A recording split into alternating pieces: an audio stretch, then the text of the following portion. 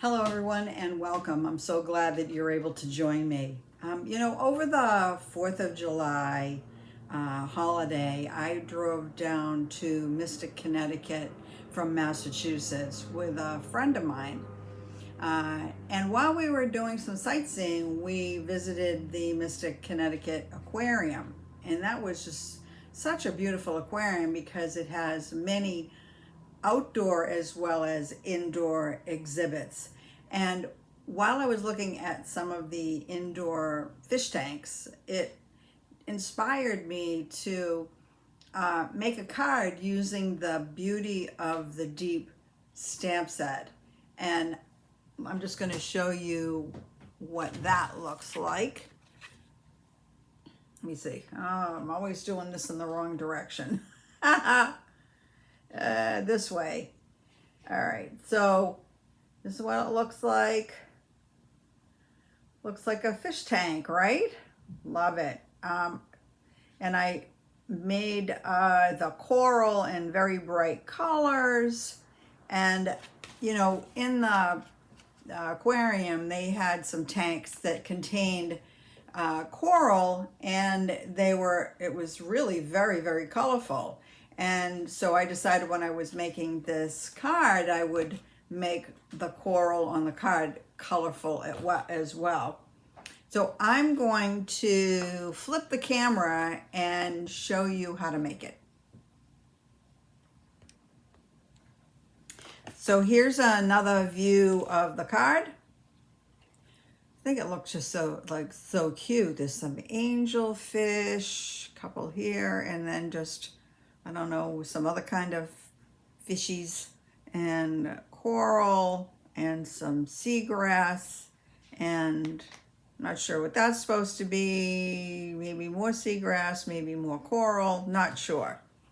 And the sentiment is taken from the Waves of Inspiration stamp set, because the Beauty of the Deep is, I'll show you, is really just images and no sentiments.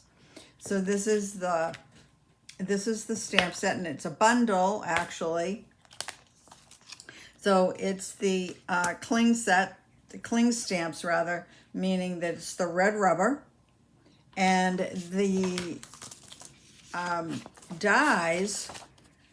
There are a number of dies that coordinate with stamps, but there are some others that do not. This is one that does not have a coordinating stamp because it's really just meant to die cut the coral, which is, oops, let me move this out of the way, which is this piece right here, and this coral and that coral. So there are some other pieces that don't have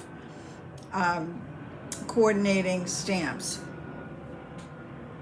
I don't know if you can hear outside my window. I live near the airport, not far, about maybe 12, 15 miles from the airport. So right now, today, the travel pattern is right over my house.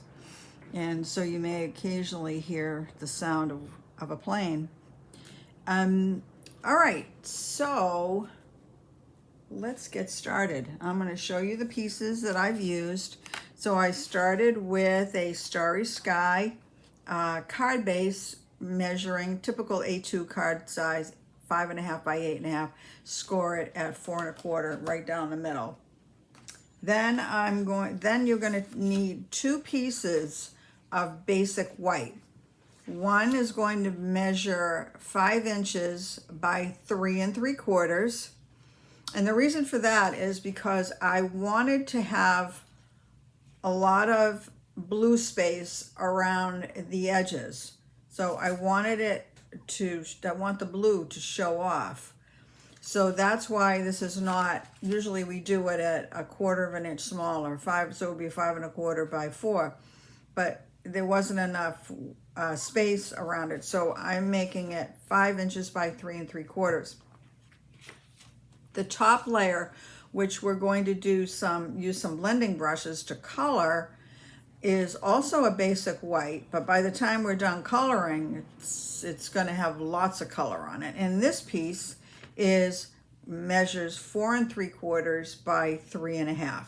And then you'll also need a piece of crumb cake that generally measures 4 3/4 by 1 1/2, because we want it to go across the top layer, which measures 4 3/4 across.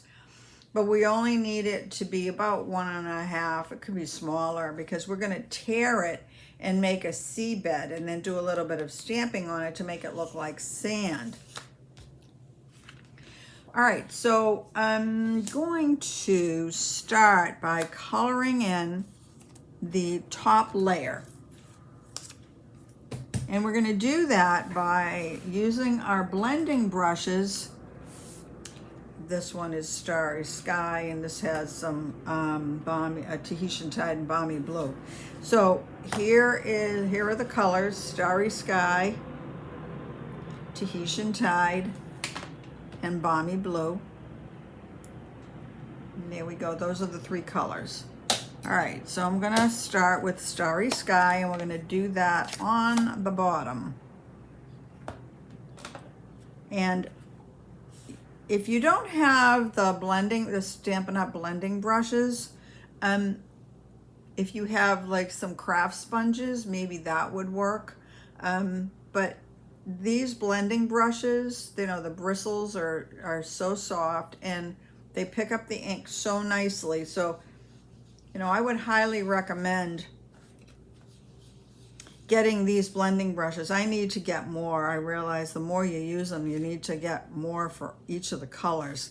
All right, so I'm gonna start off the paper, but rather than using circular motions as we oftentimes do, I'm going to swirl it up from the bottom, because the effect that I want to have is the current in the water that blows or moves around the whatever, you know, like the seagrass or anything that's in the water, and the current moves it around. So it's very dynamic. I think you'll know what I'm talking about. And so I'm just going to, now some of this on the bottom is going to be covered up because we're going to put that piece of crumb cake on the bottom. So I'm going up a little bit higher, not too high, because I want to leave room for my Tahitian Tide. I do want it to be a little darker on the bottom because, you know, the water gets darker the deeper you go, obviously. And as you get closer to the top, you will have lighter colors, like on this one. You'll have lighter colors, and then, you know, the sunlight will be at the top and will make the water look lighter. All right. Okay, now I'm going to use my Tahitian Tide, so I'm changing my blending brush.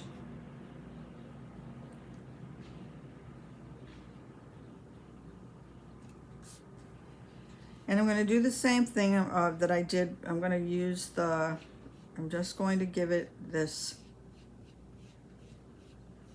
instead of circular, and I'm going to kind of blend it with the Tahitian Tide. Now, I know it doesn't look like a whole lot right now, but it will. It'll all blend together. And you don't have to worry about being perfect with this by any means. I mean, there's no, you know, just put your colors down, leave a little room at the top for your balmy blue. I'm just putting the color down on the paper and, you know, using that directional motion, but, you know, it doesn't, I'm not doing anything particular.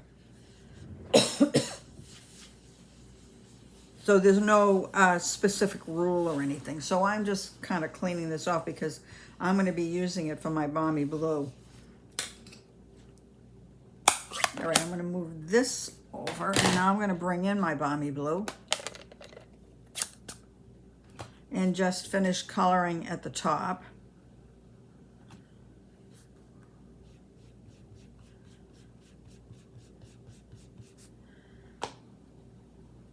And I like these colors together.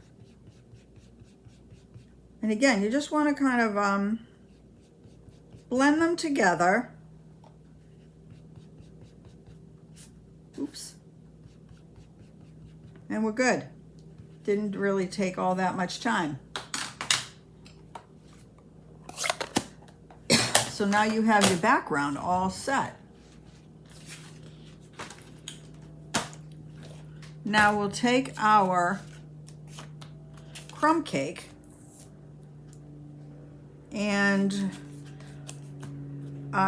so what we're going to do is just do a little tearing so we can put it at the bottom. So you just take your crumb cake and I don't know if you've done this before with other cards, like when we're using basic white and we tear it to make a snowbank. So this is a similar, start tearing, you do it from the top down, don't do it the other way around. And you'll do kind of a mountain valley fold, just go back and forth.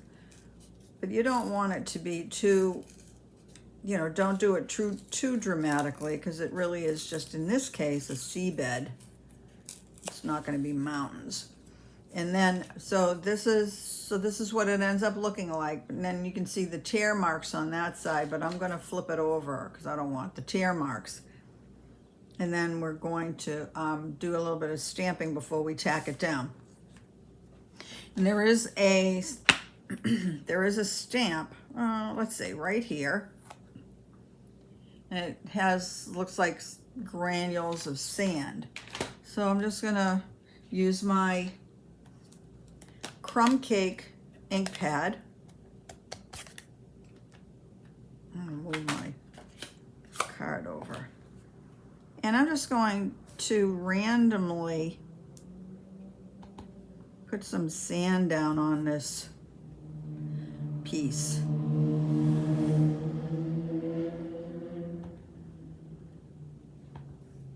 I live in an urban area, so there's cars going by, planes going overhead. All right. I'm going to bring my card base back and put some, I'm going to use liquid glue, but you can use your adhesive of choice. Now, I'm leaving a little space at the top. I may want to tuck some things behind it on the top. I may not, but I just want to leave myself the option. All right, so now we have a seabed. So I've already stamped and die cut some pieces, because it's not something you need to necessarily see me do on camera, but I'll tell you what I did. So I took this image and I stamped it with pumpkin pie because I wanted it to be nice and bright. And then I used the coordinating die. This one does not have a stamp, as you can see, but it has a die, and I die cut it with Poppy Parade cardstock. Now, you could just as easily use Real Red or Sweet Sorbet, because when you look at the color, honestly, you can't really tell without having something by comparison. You could say, well, that could just as easily be red. It could just as easily be Sweet Sorbet or Poppy Parade. I just happened to use Poppy Parade. So there's that piece. I stamped and die cut 3 pieces of seagrass, what I'm calling seagrass. There is a stamp and a coordinating die.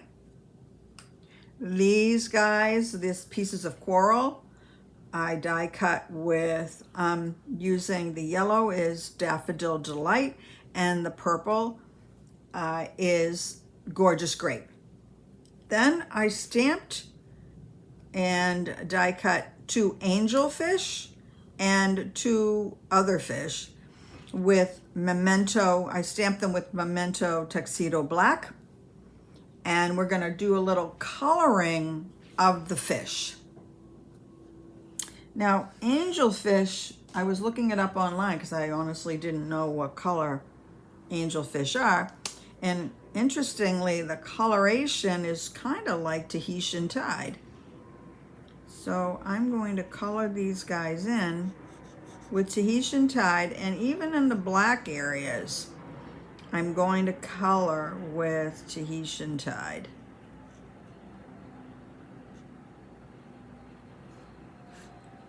I'm not going to, not going to do the little fin that's sticking, or whatever that is, that sticks up at the top. I'm assuming it's some sort of like it probably acts as some kind of a rudder for the fish. Navigationally, it must be. Okay, so very colorful. And then, let's see. And then the other fish, I'm going to color with my pumpkin pie Stampin' Blend. And I'm just gonna give it a wash of color, the whole thing.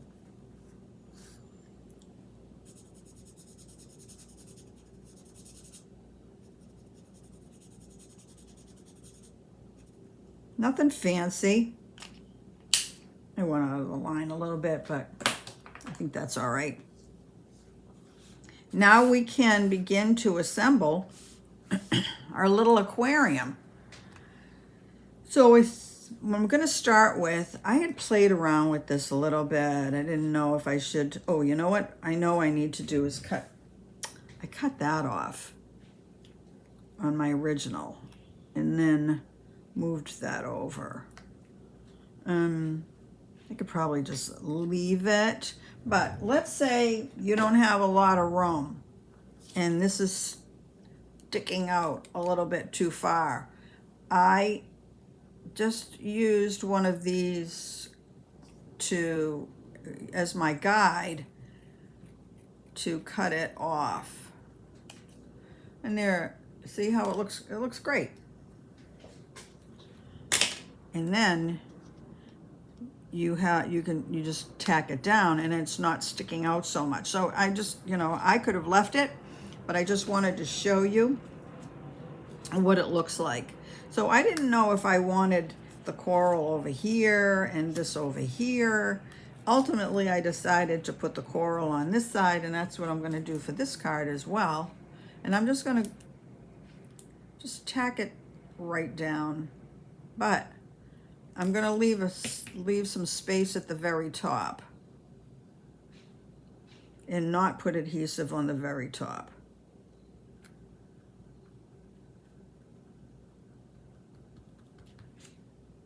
Because I might want to tuck a fish behind it. And then, all right, so to tack down any kind of an intricate die like this one, a die cut piece like this one, I'm going to turn it over upside down. The way to get some adhesive on it is you squeeze some glue onto your silicone craft mat. And then I have a piece of craft sponge, and then that I cut into pieces, and then I put a little mini binder clip on it, and then you just dab some ink on it. Dab some glue on it, and just dab it onto the back, and that way you're not getting globs of glue onto your die cut piece, and that which tends to make rather a big mess on your project. Okay, and then it's nice and tidy. All right, and so now I am going to do pretty much the same thing with these smaller die cut pieces. Right, and I'm going to put this one over here and this one over here.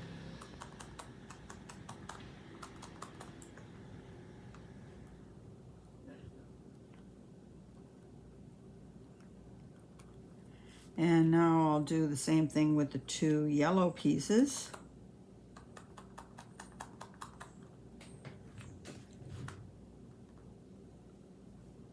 And I'm going to put those right on top of the red.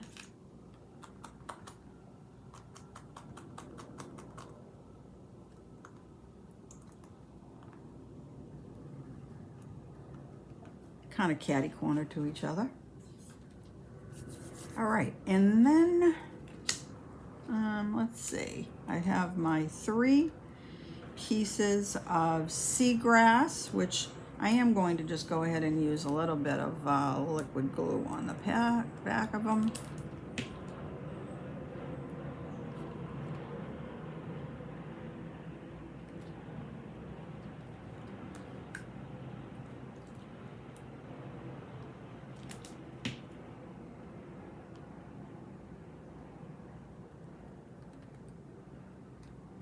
And the third one. I just thought it would look better if there were 3 of them together rather than 1 or even 2.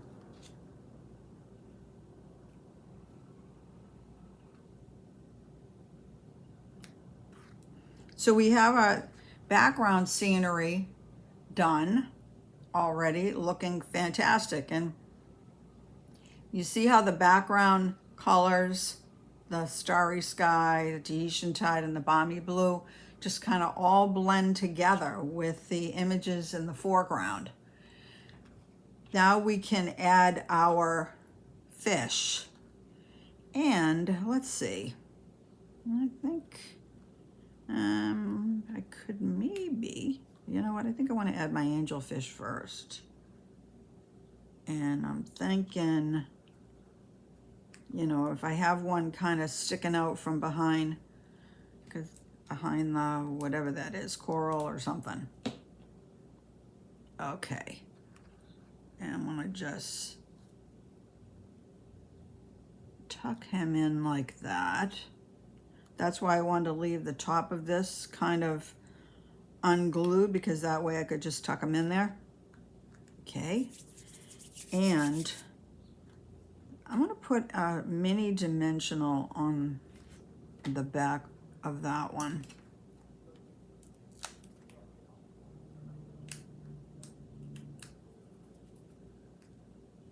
And put him right here on top of the coral. Let's see.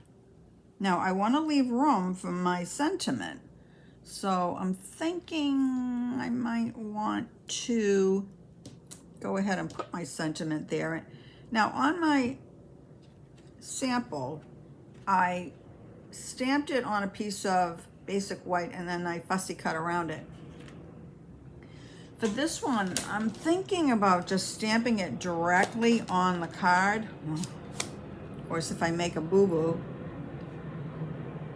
you know what that means, then it's like, oh, great. Well, and actually, if I make a boo-boo, I can always just stamp it on a piece of basic white and fussy cut it and put it over it. I'm gonna give it a go. Let's see what happens.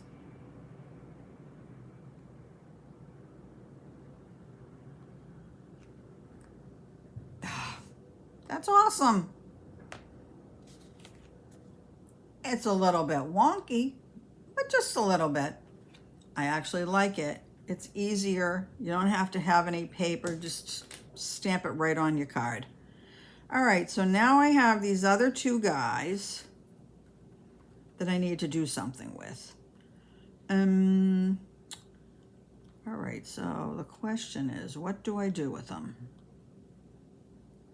So I could put one there. I could put one down here.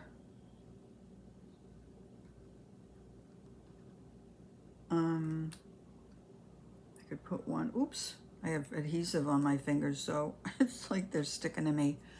I could put one there, I don't know. Or I could put one down here. Maybe, huh? All right, I'm going to just put some adhesive on the back of this one and put them right there.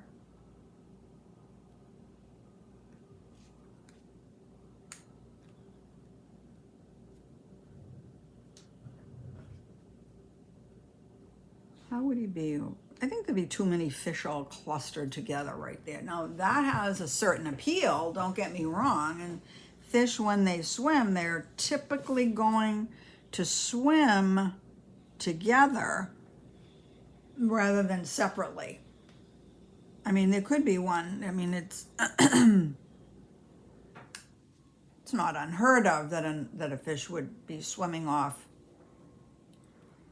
on its own somewhere else. And this way I have a little bit of something on that side rather than everything being over here. I'm just thinking out loud. Oh, that's a big decision, right? That one or that one. Oop. I like them both, but I actually am thinking I kind of like them together because that's how they usually are. All right, so I'm just going to do that. Not going to think about it anymore. Just going to do it. All right. There we go. We have our aquarium. And now I want to add some adhesive to the back and adhere it down to the other basic white layer.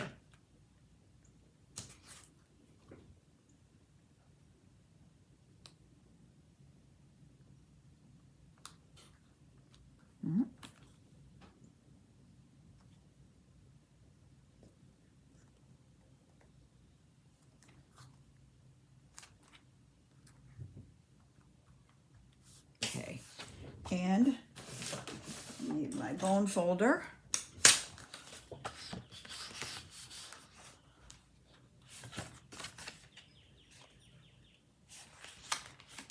I don't always get it perfectly cut, so I just need to, so if that happens to you, just line the edges up, hold it, and just make the correction with your bone folder.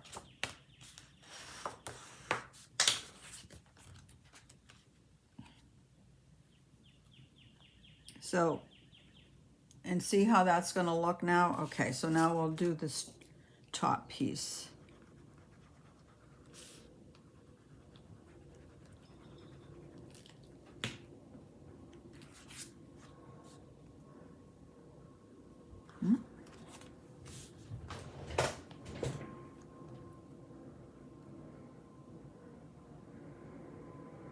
There we go.